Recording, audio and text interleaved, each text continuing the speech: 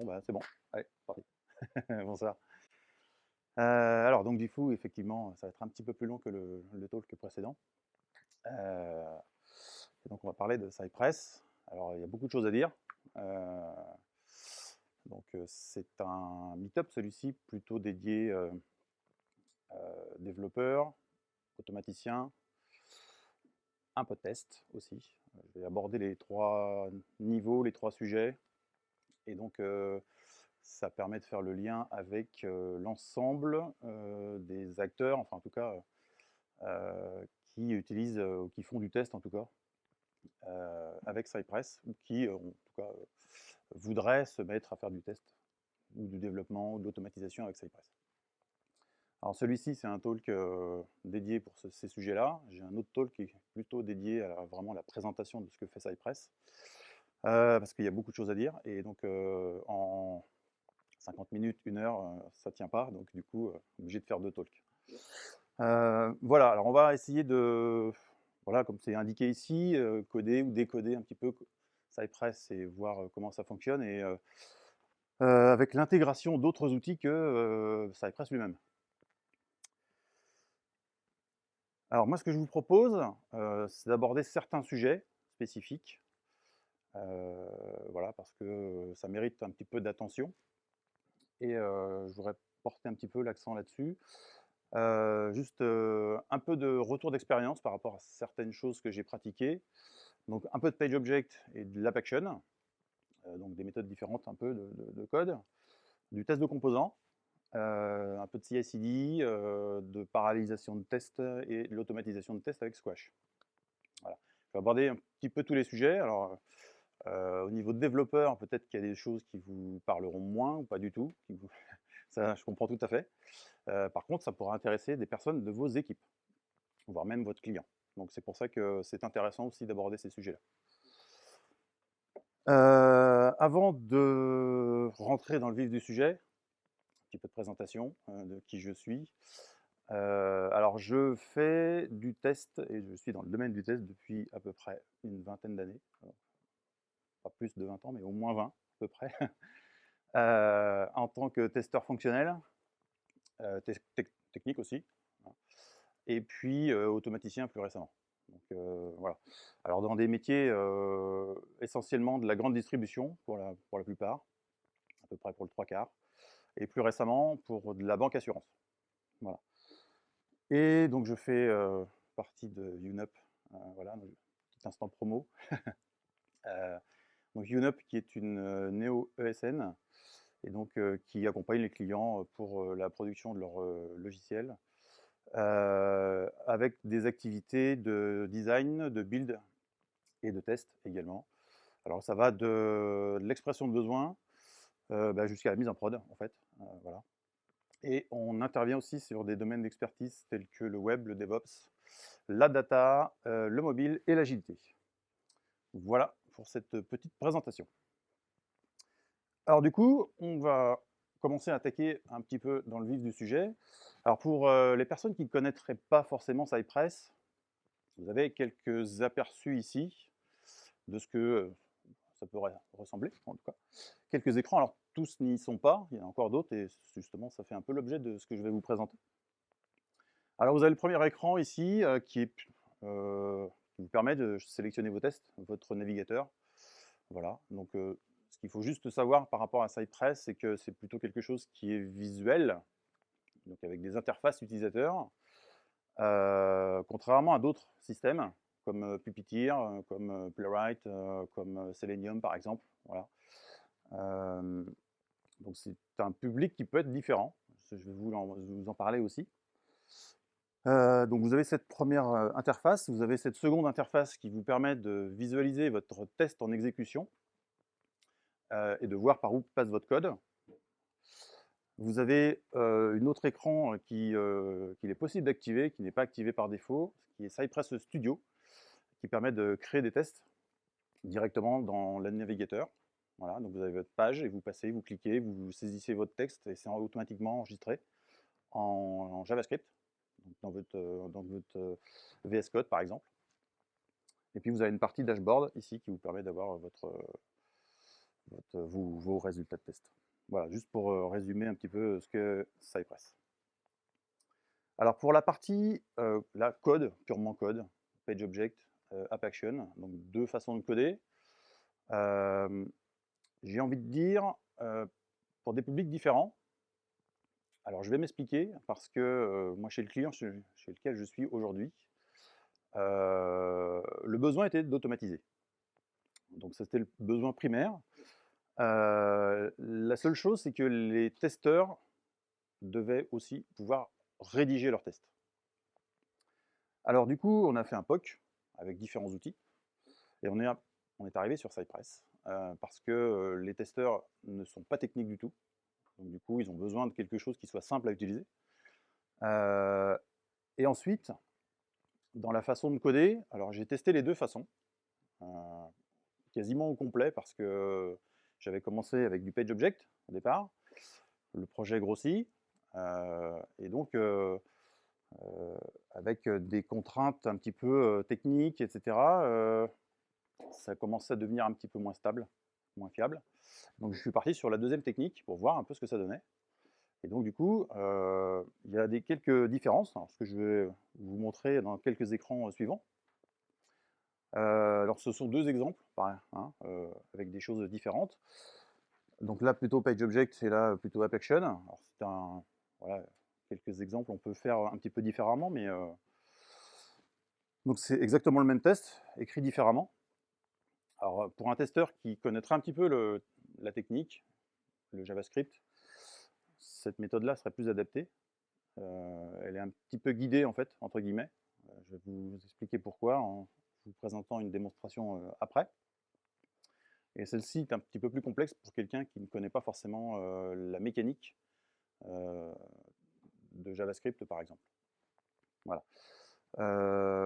Alors en lisant les différents codes, on peut assez facilement comprendre ce que ça fait. Donc là, on renseigne des mauvais mots de passe sur le premier test, enfin, le guide mot de passe. Voilà. Le deuxième, on va renseigner un nom d'utilisateur, un password, etc. Donc on ne passe pas forcément les mêmes choses. Voilà. Donc ça, c'est une technique différente. Au niveau de la partie factorisation, alors on peut faire mieux, mais c'est juste un petit exemple tout simple.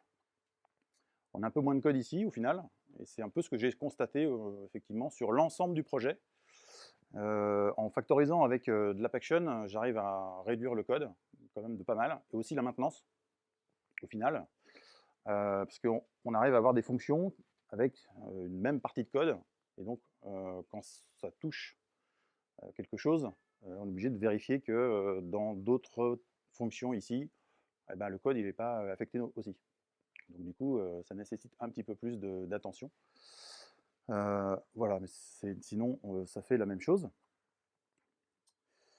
Alors si on résume un petit peu les plus et les moins, c'est un peu ce que je vous ai dit en fait. Ici, c'est plutôt une écriture guidée. En fait, quand vous allez taper vos fonctions principales, par exemple, si vous l'intitulez user, et que vous mettez point derrière, vous allez avoir votre liste de sous-fonctions qui va apparaître. C'est pour ça que je l'intitule un petit peu entre guillemets écriture guidée. Voilà, alors que l'autre côté non. Il faut un petit peu connaître ce qu'il faut renseigner comme paramètres pour bien fonctionner avec votre code. Test plus compréhensible, voilà, un petit peu moins ici. Et alors, entre le PageObject et l'AppAction, alors après c'est par rapport à l'expérience personnelle que j'ai chez le client, ça fonctionne un peu mieux avec l'AppAction. Voilà. Alors d'autres sites, parce que j'en ai lu quelques-uns, préféreront le PageObject. D'autres, les AppAction, c'est un petit peu voilà, pas tout à fait tranché entre les deux. Je dirais que c'est en fonction du projet, du type d'application que vous allez tester peut-être, et aussi peut-être du public que vous allez avoir derrière qui va utiliser le langage JavaScript. Voilà.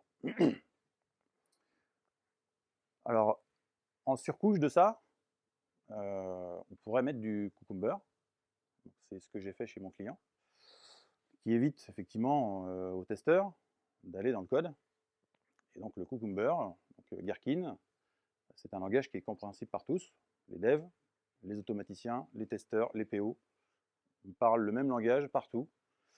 Après, c'est juste au niveau du dev et de l'automaticien qui doivent retranscrire et recoder tout ça. Mais on peut rajouter une surcouche au niveau de Cypress qui permet de le faire. Je vous montrerai dans un exemple.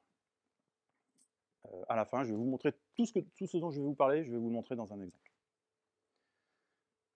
Alors parlons maintenant un peu plus des tests de composants. Alors ce qu'il faut savoir, c'est que Cypress permet de faire des tests de composants. Alors c'est pareil, c'est fourni avec la solution, hein. Quand vous l'installez Cypress, c'est fourni, c'est pas activé, mais c'est fourni avec. Alors aujourd'hui, les tests de composants, c'est en version alpha, mais ça fonctionne quand même. Alors c'est pas effectivement finalisé peut-être, mais ça demande à être un peu plus évolutif, mais ça fonctionne très bien. Et donc, on peut combiner du Cypress avec du Vue et d'autres frameworks, du Vue, de l'Angular, du React, etc., pour faire nos tests de composants. Alors, je vais anticiper peut-être une question. Vous me direz pourquoi utiliser Cypress pour faire du test de composants. Alors, il y a une, voire peut-être deux bonnes raisons. C'est que avec Cypress, vous allez non seulement faire du test de composants, mais vous allez pouvoir faire du test de non-régression, du test end-to-end, et vous n'aurez qu'un outil. Voilà, donc ça, en fait, ce sont les arguments que vous pouvez effectivement donner. Parce que pour faire du test, on pourrait utiliser un autre outil pour faire du test de composants, par exemple. Mais voilà, Cypress permet de faire les deux. Donc l'avantage, il est là aussi, c'est que vous avez un outil pour faire tout. Alors, donc par exemple, dans une configuration avec Vue.js, la première chose à faire, c'est d'installer les packages pour Cypress. D'ensuite, de faire une configuration dans Cypress pour activer le test de composants. Et ensuite, vous avez des fonctions d'exécution pour tester vos composants qui est un petit peu différente de celle de l'exécution des tests. Donc, il y a juste le "city" qui est après le open ou le run, c'est tout ce qui change. Mais après, ça reste identique. Alors voilà un exemple de test de composants avec Cypress. Ça ressemble à ce que je vous ai montré tout à l'heure, juste avant. Donc je vais intégrer la partie vue dans mon test et je vais pouvoir tester mon composant comme ça. La différence avec Cypress pour exécuter des tests, c'est que on ne va pas avoir d'interface autre que celle-là. Là, on arrive directement dans le navigateur avec la liste des tests de composants. Donc, le composant est là, la fenêtre de composants est ici, les listes et les tests de composants sont au bout là-bas, et on a la même chose ici avec notre historique pour notre test de composants, et on voit par où il passe. Voilà, c'est la seule différence avec tout le reste de Cypress. Donc là, on n'a que cette interface-là. Voilà pour ça. Alors, pareil, je vais vous montrer comment ça fonctionne avec un projet en Vue.js aussi. Alors maintenant, si je vous parle un petit peu de CI/CD, là, je vais plutôt m'orienter vers l'automatisation au fur et à mesure. Cypress, on peut le plugger avec des outils classiques, hein, le Jenkins, de l'AWS, etc. Pour faire les rapports de test, etc., pour l'exécution, voilà. Et on peut aussi le connecter avec Squash. Alors, je ne sais pas si vous connaissez tous ce Squash. Juste 30 secondes dessus. C'est un outil qui vous permet de référencer toutes vos exigences et vos règles de gestion. Alors, c'est surtout utilisé par les testeurs en général. Les développeurs n'ont pas trop envie de s'embêter avec une solution Squash en général. Par contre, c'est très utile aussi pour gérer les cas de test, qu'ils soient manuels ou automatisés. Et donc, avec cette version de Squash, alors celle que je vais vous montrer, c'est la dernière version, donc la nouvelle, la 3.02 que j'ai installée. Alors, à savoir qu'avec la dernière version de Squash, c'est la 1.29, donc c'est un design assez ancien, etc. La 2 qui a été sortie en août l'année dernière, la 3 en janvier, et il y aura la 4, je crois, en juin, il me semble, de mémoire. Donc le design est complètement différent. Les mécaniques sont complètement différentes aussi. On oublie Squash TA, Squash TF. Et il y a un orchestrateur derrière. Et donc c'est ce que je mets entre les petits points, les petites pastilles qui sont là. Donc entre Squash TM et Cypress, il y a un orchestrateur qui permet de lancer des tests sur un périmètre donné et pas tout l'ensemble des tests. Voilà. Et donc il y a des remontées d'informations entre les deux, etc., etc. On peut faire tout ça. Une autre chose sur la parallélisation des tests, Cypress permet de le faire de base.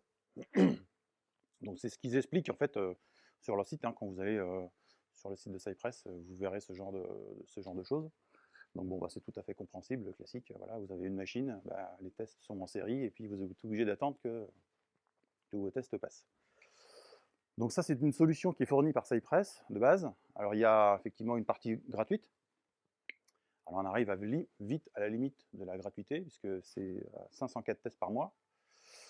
Quand vous les exécutez assez souvent, toutes les semaines, voire deux fois par jour, on dépasse carrément la limite. Hein.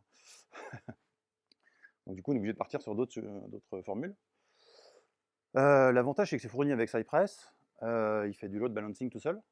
Donc, il réorganise comme il veut les tests en fonction du temps sur lesquels ils ont été exécutés les fois précédentes. Donc voilà, il réorganise.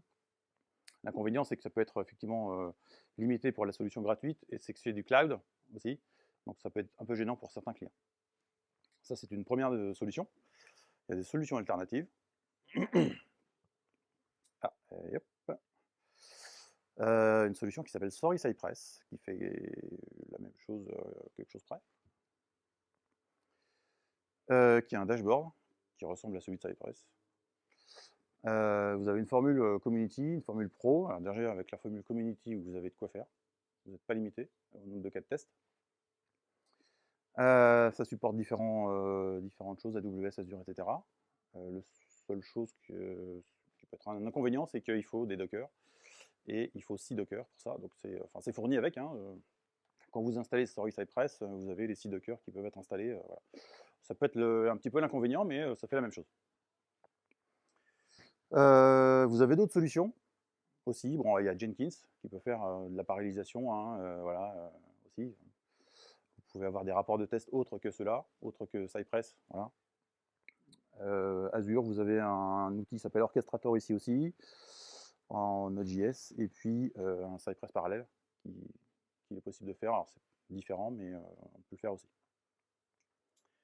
Voilà pour cette partie-là. Et donc plutôt pour la partie automatisation maintenant, et voire testeur. Alors comme je disais avant, effectivement, vous avez une partie qui s'appelle Squash TM, qui vous permet d'enregistrer toutes vos exigences avec les plans de test et vos exécutions de test. Et donc la nouveauté, c'est que chez Enix, donc la solution Squash, ils ont créé deux nouveaux modules qui s'appellent Squash Automn et Squash DevOps, qui sont en fait un seul et même module, qui s'appelle Orchestrateur, et qui permet de lancer des tests pour des frameworks qui sont pré-paramétrés, dont Cypress. Mais vous pouvez aussi lancer des tests pour du robot framework, du Postman, du SOAP UI, de l'UFT, du Ranorex, de l'Agile Test, et quelques autres aussi. Voilà. Donc du coup, c'est Squash qui va donner l'ordre à l'orchestrateur d'exécuter votre test selon le framework que vous avez paramétré dans Squash.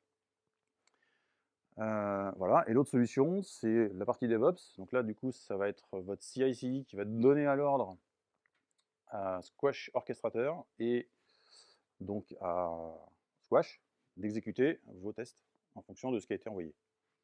Donc, deux solutions différentes. Et tout, on peut dockeriser tout ça. Et donc pour la partie Squash, du coup, vous avez la partie plan de test ici qui vous permet de renseigner votre techno de test, votre framework de test, avec votre repo et votre test qui est derrière. Voilà. Vous renseignez ça dans la partie plan de test. Ensuite, dans la partie exécution de test, vous mettez tous vos tests qui couvrent le périmètre que vous souhaitez exécuter et vous lancez tout ça et ça va se faire tout seul. Donc plutôt que d'attendre, je ne sais pas, 1 heure, 2 heures ou 3 heures que tous vos tests passent, enfin tous ceux qui sont paramétrés, bah, si vous avez 4 tests, vous allez peut-être attendre 5-10 minutes, un quart d'heure, et cetera. Donc ce sera plus rapide et au moins, vous aurez couvert que la partie de fonctionnalité qui, sera nécessaire et pas tout l'ensemble. C'est ça, ça peut être ça aussi l'avantage, hein. Donc vous avez les statuts qui remontent et puis après derrière sur la 3e copie, bah, vous avez le rapport de test qui remonte en format, XML aujourd'hui, pour, Azure DevOps, par exemple. Voilà, donc ça c'est la partie Squash Atom.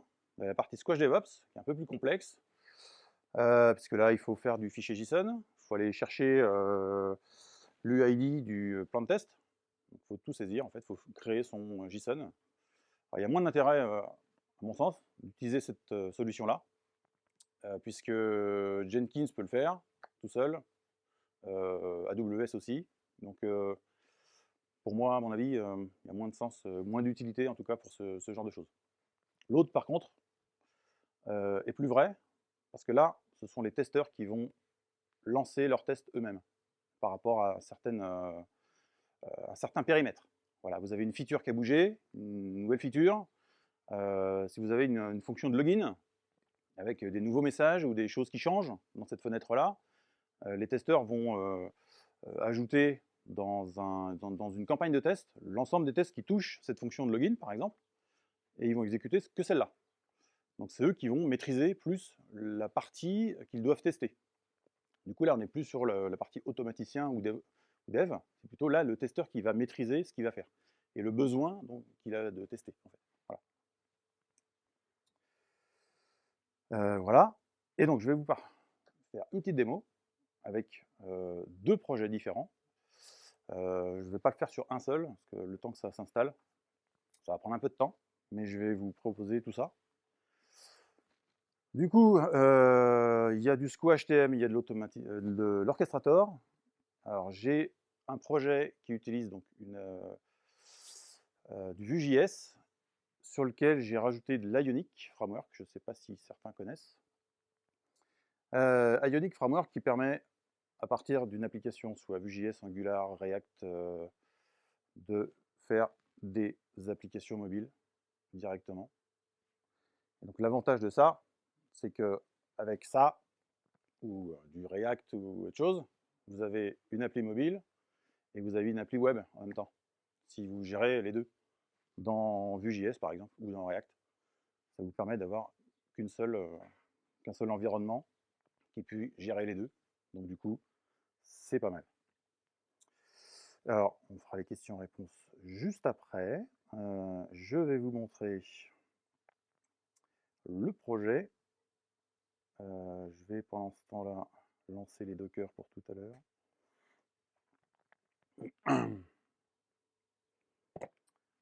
Voilà. Alors, ensuite, donc le projet. Alors, il faut que je lance une autre fenêtre.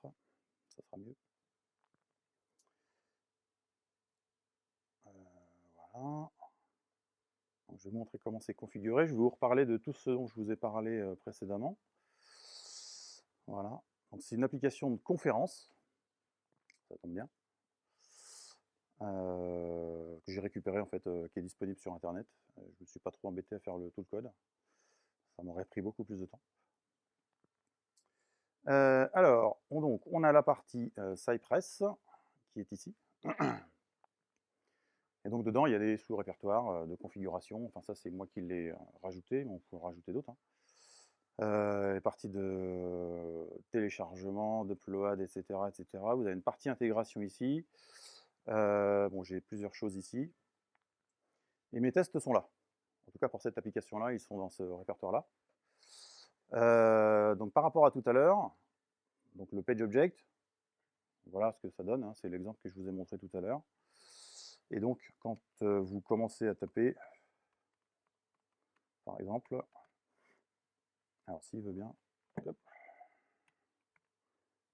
normalement, peut-être le temps qu'il charge un peu, il est peut-être un peu long. Bon, normalement, voilà, on n'a pas tout, mais ouais, il met un peu de temps à charger toutes les choses là. Voilà. En principe, il devrait me proposer. Bon, il veut pas. Voilà, si, ça y est. Autant que ça arrive. Donc si vous connaissez la fonction principale, derrière, vous pouvez saisir l'autre sous-fonction. Voilà, c'est ça ce que j'appelle un peu plus l'écriture guidée, en tout cas en termes de conception de test. Voilà, donc ça c'est peut-être des choses que vous connaissez déjà aussi. Et après, voilà, vous avez des parties de détail et donc vous pouvez renseigner ce que vous voulez derrière. En tout cas, ce qui est prévu, et comme c'est indiqué ici, avec des constantes qui sont un peu plus haut dans le test. Donc ça, c'est voilà, l'AppAction, vous avez le page object, et l'AppAction, c'est la même chose, sauf que voilà, c'est ce que je vous ai montré tout à l'heure. Donc si on rajoute une surcouche pour que tout le monde comprenne effectivement ce que fait le test, que ce soit bien le métier, votre PO, votre testeur, votre développeur, etc. Donc on peut rajouter la partie Cucumber. Tiens, j'ai enregistré celui-là, mais il est pas bon. On peut rajouter la partie Cucumber derrière, qui est compréhensible voilà, par n'importe qui. Voilà. Et donc voilà, quand vous commencez à saisir du texte, vous pouvez avoir des suggestions. Alors là, bon, j'ai saisi quasiment la totalité du texte, mais si je fais not given, voilà, on va faire ça. Si je commence à taper un mot, même s'il est carrément en bout de ligne ou en milieu de ligne, on va me proposer les différentes suggestions qui sont déjà pré-renseignées, prédéfinies, etc. dans le code. Ça, peut-être que vous connaissez déjà, mais donc ça permet d'aller effectivement plus vite dans la saisie du code.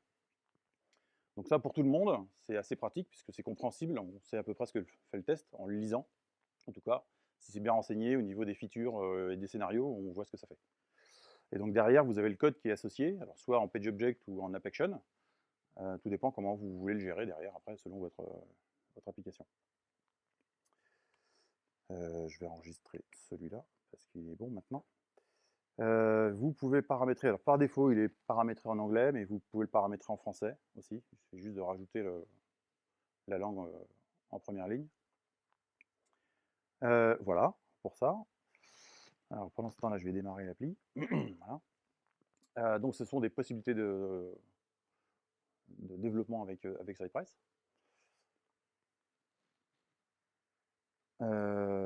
Voilà, on peut faire, ce que je ne vous ai pas montré ou ce dont je ne vous ai pas parlé précédemment, on peut faire du mock et du stub avec Cypress. Donc, par défaut, vous pouvez le faire. Il suffit d'utiliser des fichiers JSON, d'autres types de fichiers. Alors il y a des fixtures, ça s'appelle des fixtures en fait dans Cypress. Ce sont des fichiers JSON que vous pouvez renseigner et vous pouvez toujours réutiliser le même et vous pouvez moquer des données de cette façon-là. Vous appelez votre API, vous remplacez les données qui sont renvoyées par votre API par les fixtures. De la même manière, vous pouvez faire du stub, c'est-à-dire vous pouvez modifier l'état de votre requête, par exemple votre statut.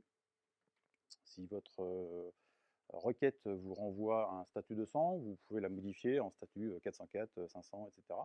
Ce qui vous permet de gérer derrière vos messages d'erreur dans vos applications. Vous pouvez simuler aussi des erreurs réseau, vous pouvez simuler des ralentissements de réseau. Donc c'est ce que j'ai ici. Je vais vous montrer. Alors le ralentissement de réseau, si je vous le lance ici en local, ça ne va pas avoir trop d'intérêt puisqu'il n'y a pas trop de ralentissement. Voilà, donc vous pouvez renseigner effectivement des délais de réponse, etc. avec différents types de paramétrage en fonction de ce que vous voulez faire comme lenteur réseau. Vous pouvez renseigner aussi des erreurs 500 avec des statu codes. De l'erreur réseau, ou forcer l'erreur réseau ici. Je vais vous montrer en exécution ce que ça donne. Et puis après, vous pouvez remplacer vos données par des fichiers fixtures, donc avec des fichiers JSON. Donc comme ça, vous pouvez tester des choses qui ne sont pas forcément dans votre base de données, par exemple. Voilà, alors l'application, hop, tac, je vais aller là, localhost. L'application en elle-même, donc là, ça va être plutôt façon web. Ça donne ça, une application de gestion de conférences, etc. En mobile, ça va nous donner ce genre de choses. Et donc, je vais vous montrer sur téléphone également ce que ça donne, mais c'est la même chose.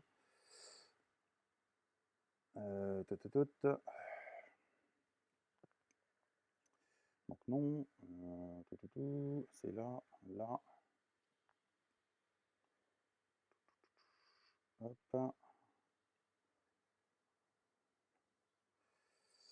Voilà, donc c'est cette petite-là, cette petite application-là. Donc c'est la même application sur mobile.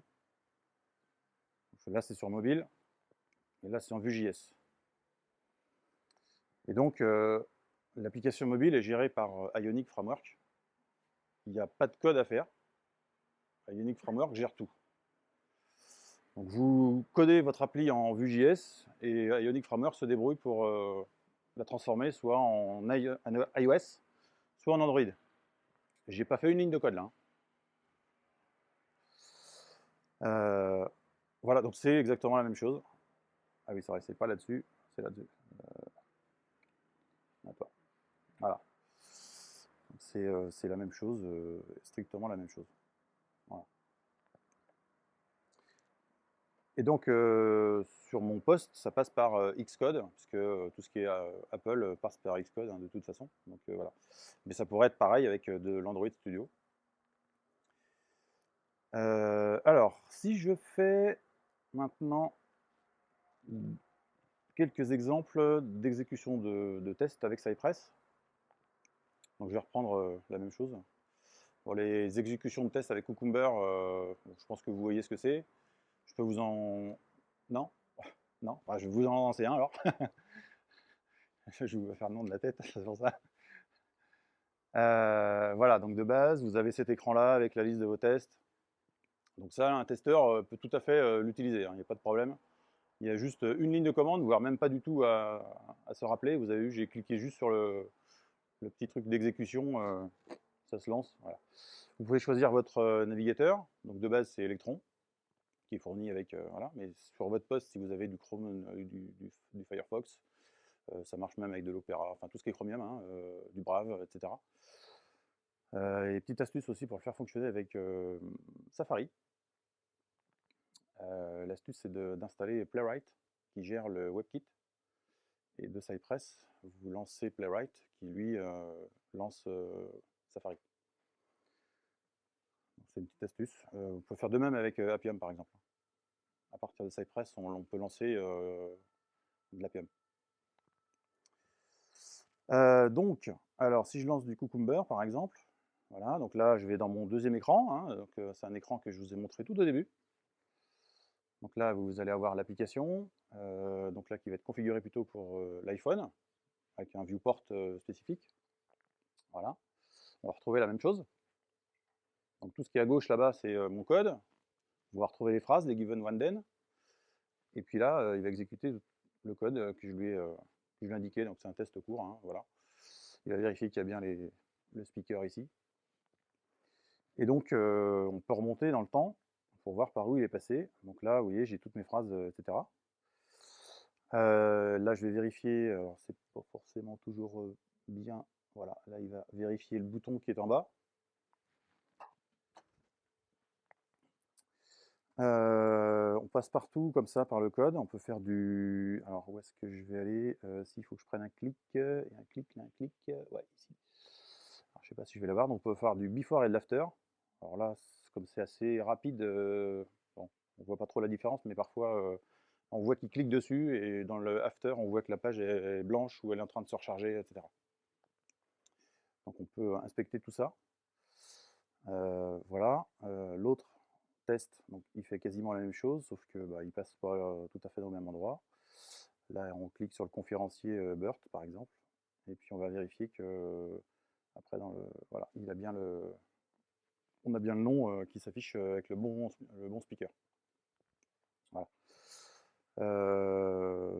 JavaScript, que ce soit du PageObject, de l'AppAction, on aura strictement la même chose, sauf que on n'aura pas les mêmes phrases à gauche. On n'aura pas forcément du given when then ici, on aura autre chose. Mais c'est la même chose. Alors voilà pour cette partie-là. Si je vous montre la partie de mock et stub, on va reprendre quasiment le même exemple. Alors le premier, on vérifie juste que le site est en ligne, puis après, on va vérifier effectivement que on a des erreurs, on a des lenteurs. Alors les lenteurs, on les verra pas, mais trop rapide, en local surtout. Des erreurs réseau, et je vais vous montrer que, alors là j'ai mis un petit temps d'arrêt, mais je vais vous montrer juste après que j'ai moqué des données. Alors si vous étiez au DevFest, vous allez reconnaître certains noms. Donc j'ai remplacé les données de l'application par des données et des speakers du DevFest. Voilà. Donc ici, donc là l'application elle est visible. Voilà. Ici j'ai des erreurs 500 ici qu'on voit. Alors l'application n'est pas gérée avec les erreurs, mais on voit bien qu'effectivement il y a une remontée d'erreurs en 500 ici qui a été changée. Normalement c'est du 200. Voilà. Et donc ça pourrait permettre aux développeurs de effectivement gérer les messages d'erreur qui vont derrière, ou qui vont bien, ou pas, ou voilà. L'erreur réseau, ici, pareil, on pourrait gérer ça. Et puis en dernier, les données qui ont été remplacées. Donc il y a les deux fichiers, ouais, les deux fichiers qui sont là, ici et ici, donc, qui vont remplacer les données, puisque de base, si je retourne sur mon application, c'est pas celle-là. Voilà, si, enfin, c'est peut-être sur l'autre truc. Si je vais dans les speakers, voilà, j'ai pas les mêmes. Voilà, ça c'est mon application en temps réel, hein, j'ai pas les mêmes speakers. Voilà. J'ai ceux-là, donc ça permet de tester d'autres choses, et puis j'en ai un peu voilà, différents, donc c'est aussi autre chose qu'il est possible de faire avec Cypress. Donc voilà pour cette partie-là, juste de présentation de ce qu'il est possible de faire avec au moins ça au niveau des tests. Donc les développeurs peuvent s'en servir aussi hein, pour faire des tests de leurs composants par exemple.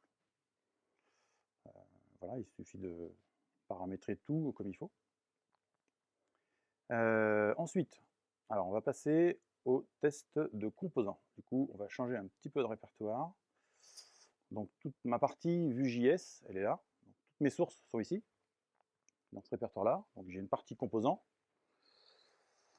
Une partie composants ici avec des tests de composants.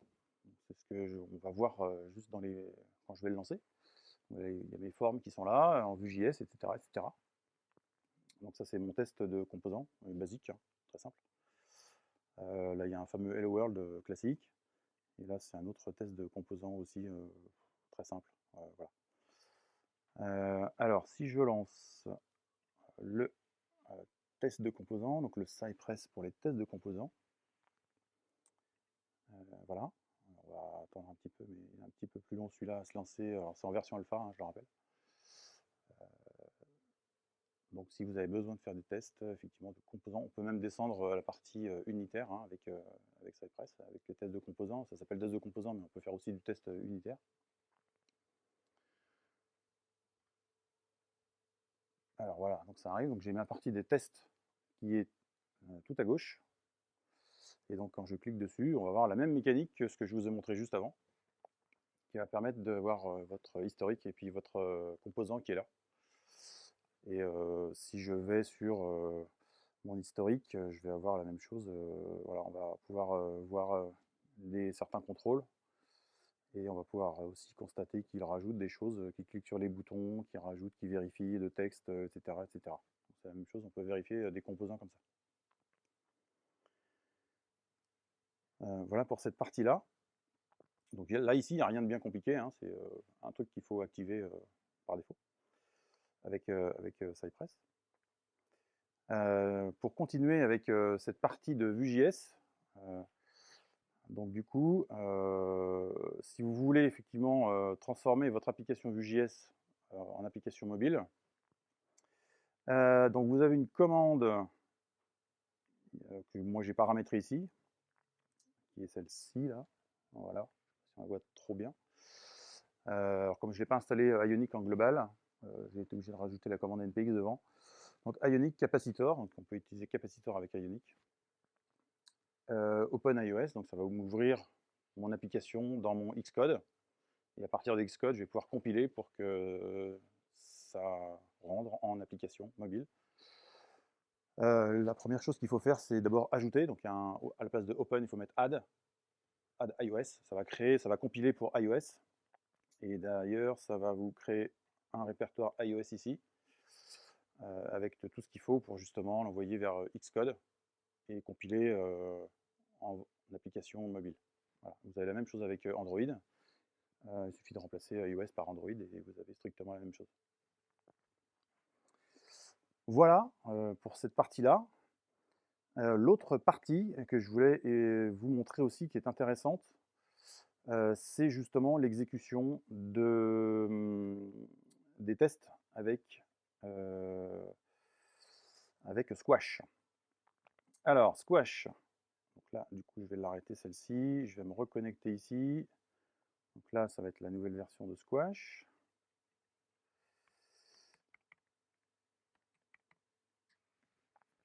Je vais vous montrer un petit peu ce que ça est en réel. Du coup, alors pareil, alors là, je vais partir sur une autre application qui est toute simple, qui ne nécessite pas d'installation de paquets, etc. etc. Voilà, donc c'est l'application et ce sont des tests qui sont fournis de base avec Cypress. Donc vous avez toute une panoplie de tests quand vous installez Cypress qui est fournie avec. Donc c'est ça en fait, hein, tout simplement. Donc vous avez une partie automatisation ici avec cette nouvelle version de Squash. Donc, si vous connaissez l'ancienne, c'est un gros changement de design. Donc la techno, là ici, bon, forcément j'ai mis Cypress puisque c'est l'objet de la démo. Et vous avez effectivement d'autres types de framework avec l'agile test, du Cucumber, de ce que je vous disais tout à l'heure. Voilà, il y a du Catalan, du Postman, du Ranorex, etc. etc. Donc pour l'instant, je crois que c'est à peu près complet au niveau de la liste. Je ne pense pas qu'ils ont prévu d'en rajouter d'autres pour l'instant, mais peut-être ça viendra. Voilà, et puis en fait, vous mettez après votre repo, votre test, que ce soit du JS ou du feature ici. Vous pouvez mettre les deux, ça fonctionne pareil. Ensuite, dans vos campagnes de test, donc moi j'ai créé une campagne spécifique, voilà, donc j'ai déjà lancé des tests. Donc tout est OK, hein, vous voyez, voilà. Ça, c'est un truc que vous pouvez donner à votre chef de projet, votre PO, etc. pour le suivi d'avancement de vos tests, par exemple. Test de non-régression, test de bout en bout, test d'une fonctionnalité particulière. Ici, donc voilà, alors j'ai deux tests ici que j'ai ajoutés, que j'ai déjà lancé plusieurs fois. Donc on peut les lancer à partir d'ici, voilà, une nouvelle campagne de test, on refait des tests. Je vais lancer celui-là, par exemple. Donc là, je vais cibler vraiment un test en particulier et pas toute la panoplie de tests qui est paramétrée sur mon GitLab, sur ma CI/CD, etc. Donc là, j'ai une fenêtre qui s'ouvre. Il faut le reprendre là. Je vais aller voir dans l'orchestrateur. Je vais avoir tout un tas de logs. Voilà. Alors, hop, hop, hop. Ah, où est-ce qu'il est rendu? Il a déjà lancé. Où est-ce qu'il est à la fin? Ouais, il l'a déjà lancé là. Alors, que je remonte un peu plus loin. Donc tout ça là, toutes ces lignes-là, en fait, c'est ma machine de test, ma machine de recette, qui contient un agent qui va scruter l'orchestrateur toutes les 5 secondes ici, pour voir s'il y a des tests à exécuter. Ensuite, on va redescendre un peu plus loin. Donc là, c'est l'ordre qui a été donné à l'orchestrateur et à ma machine de test de lancer mon test que j'ai demandé. Donc là, on retrouve l'UID du plan de test, ici. On peut retrouver aussi dans plan de test dans Squash. Et donc, il va le lancer. Donc, ça va prendre un petit moment, le temps que ça tourne.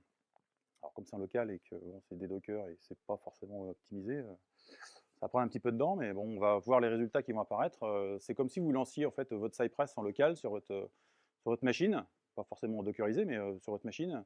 Vous allez avoir votre console d'exécution de test Cypress. Vous allez avoir votre résultat, c'est ce qui va apparaître là, si tout va bien.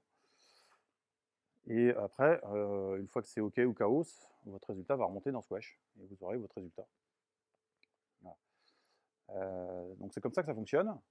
Et donc ça peut être intéressant. Ah, voilà, je crois qu'on l'a eu là. Alors, il y a une partie en rouge, c'est normal. Voilà, alors c'est pas encore tout à fait, je pense, propre au niveau du rendu, mais peut-être ça viendra mieux plus tard. Mais en tout cas, ah ouais. Puis comme j'ai toujours des logs qui arrivent, cette partie-là, c'est ce que vous pouvez avoir dans votre console. Et donc on voit que les tests sont tous passés ici. Ah, trop tard. Ah, on va y arriver, peut-être. Où est-ce qu'il est rendu mon truc maintenant? Je ne sais plus. Il est peut-être plus bas. Non, il est plus haut. Ça a été un peu vite, mais voilà, c'est là. Voilà, ils sont tous passés ici. Donc c'est bon. Donc le rapport de test va remonter dans Squash. Il faut attendre un petit peu, mais voilà. Et donc vos rapports de test, ils sont là. J'en ai un qui n'est pas remonté d'ailleurs la dernière fois, mais ils vont remonter ici. Et donc vous pouvez les consulter. Alors, comme je vous disais, c'est du XML pour l'instant.